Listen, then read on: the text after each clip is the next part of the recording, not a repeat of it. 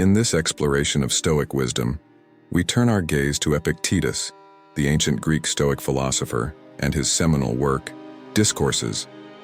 Today, we delve into a fundamental Stoic concept, the true nature of freedom. Epictetus, who lived a life that exemplified the Stoic virtues, teaches us, freedom is not achieved through the satisfaction of desires, but through the suppression of desires.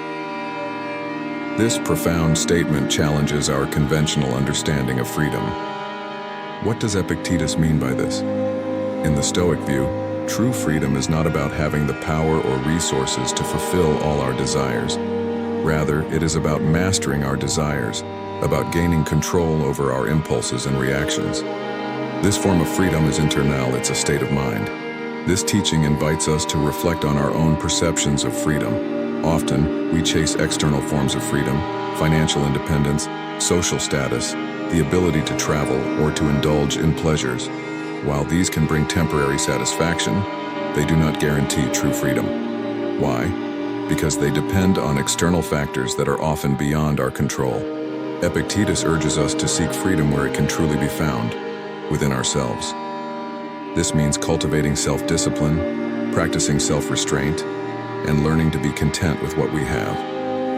It involves a deep understanding and acceptance of our own limitations and the impermanence of external conditions.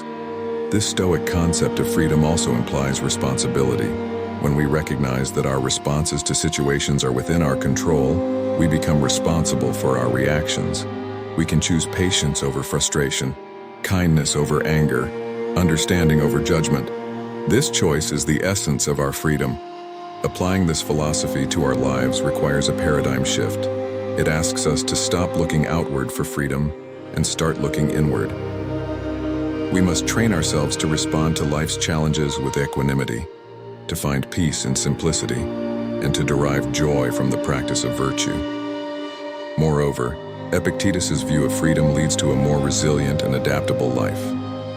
When we are not bound by our desires for external things, we are less vulnerable to life's unpredictability. We develop an inner strength that allows us to navigate the ups and downs of life with grace and composure. In conclusion, Epictetus's teachings on freedom challenge us to redefine what it means to be free. By focusing on internal mastery rather than external acquisition, we find a more enduring and profound freedom. As we continue our journey through Stoic philosophy, let us embrace this liberating perspective and cultivate the true freedom that comes from within.